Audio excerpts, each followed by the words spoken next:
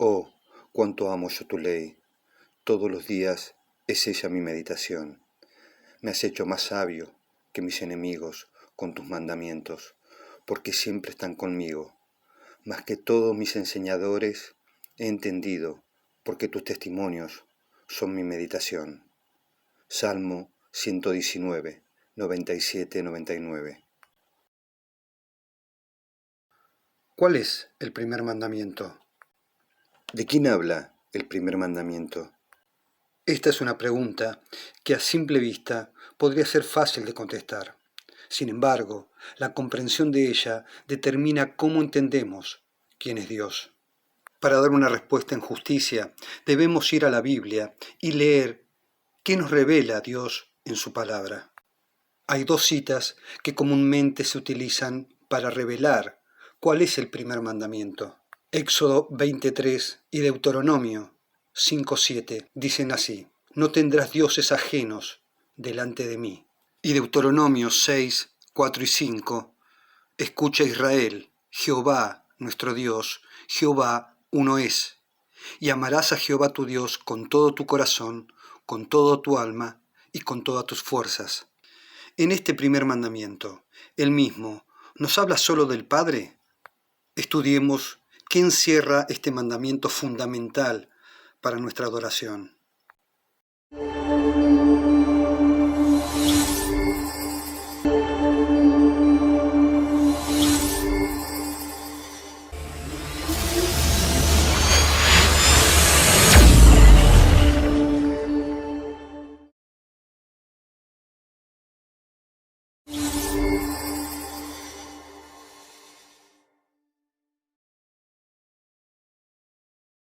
La mayoría de las personas que aceptan y reconocen la vigencia de la ley entienden que este primer mandamiento, expresado en dos formas diferentes, manifiestan la autoridad suprema de nuestro Padre Celestial como el único Dios verdadero.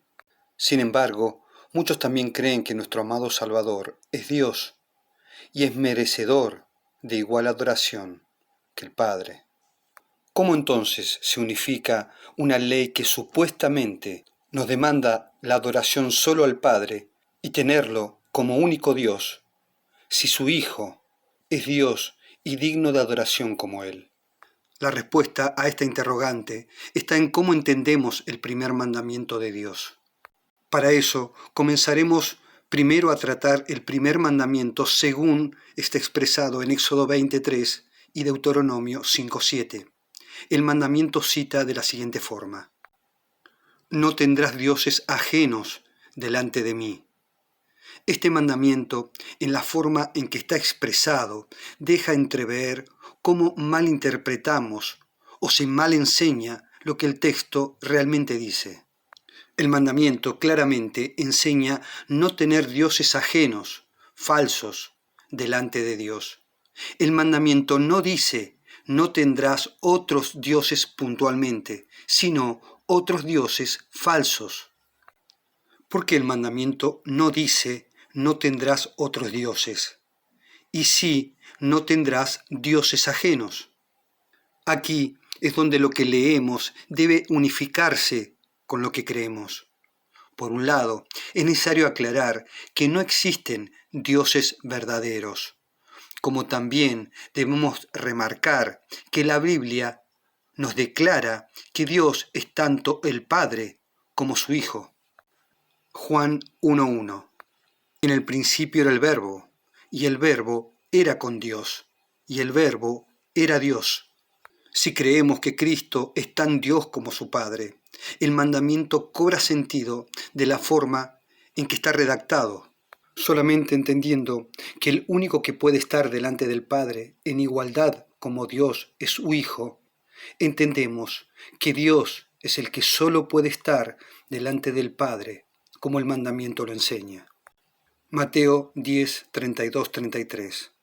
Pues cualquiera que me confesare delante de los hombres, le confesaré yo también delante de mi Padre que está en los cielos.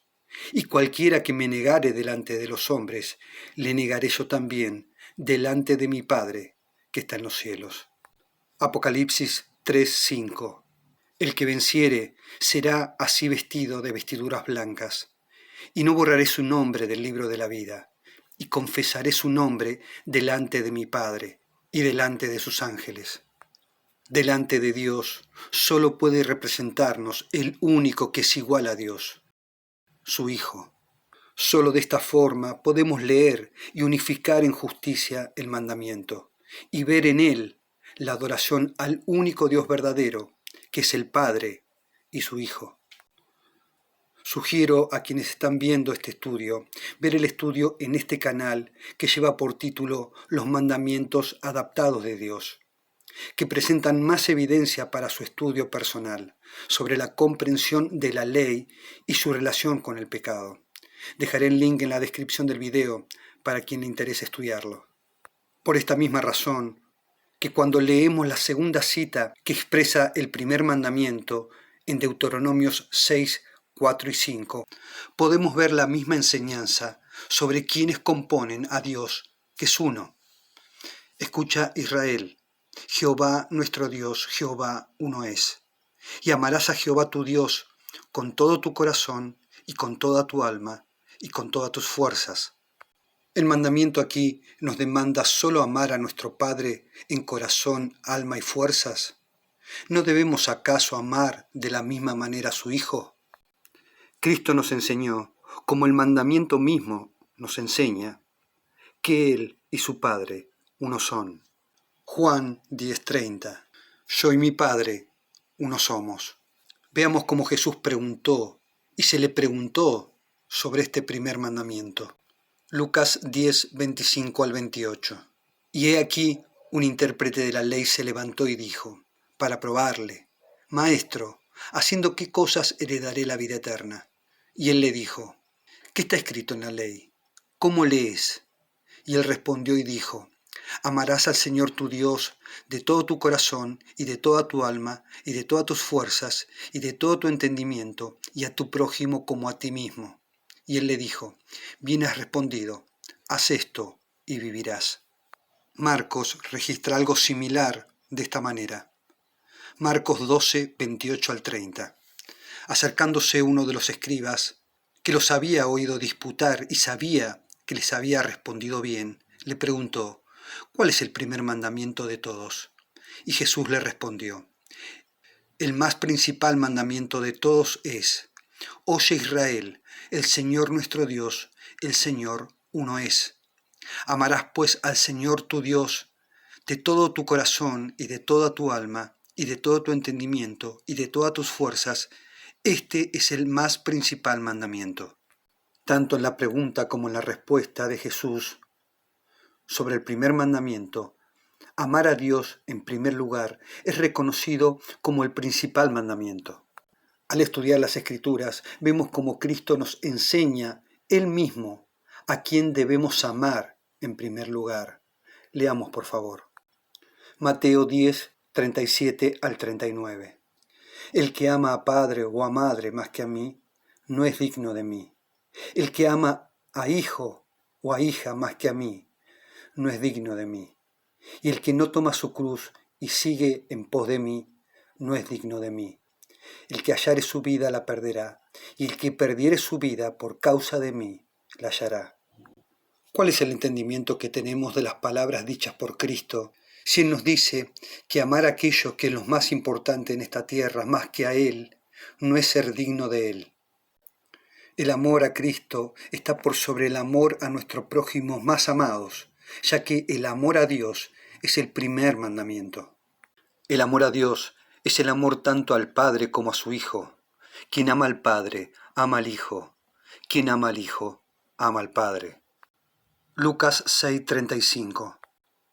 Amad pues a vuestros enemigos y haced bien y prestad, no esperando de ello nada, y será vuestro galardón grande y seréis hijos del Altísimo, porque Él es benigno para con los ingratos y malos.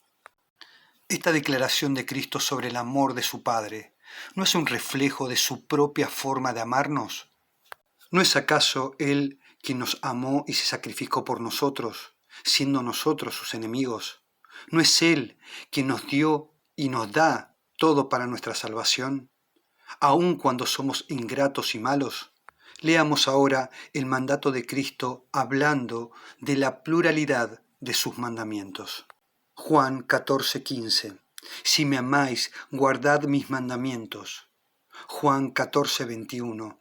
El que tiene mis mandamientos y los guarda, este es el que me ama, y el que me ama será amado por mi Padre, y yo le amaré y me manifestaré a él. Juan 15:10.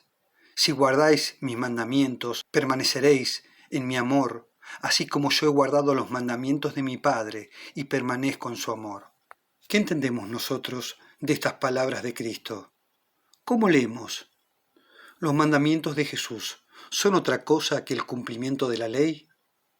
Los mandamientos de Cristo es la ley manifestada en la carne, es la ley manifestada en su carne. ¿Los mandamientos del Padre son mandamientos diferentes a los mandamientos de su Hijo?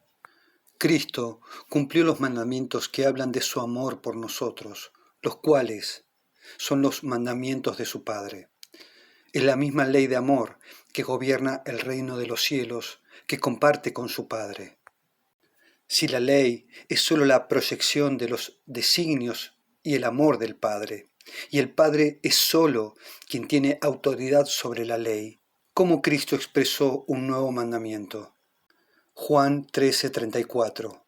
Un mandamiento nuevo os doy, que os améis los unos a los otros, como os amé, que también os améis los unos a los otros.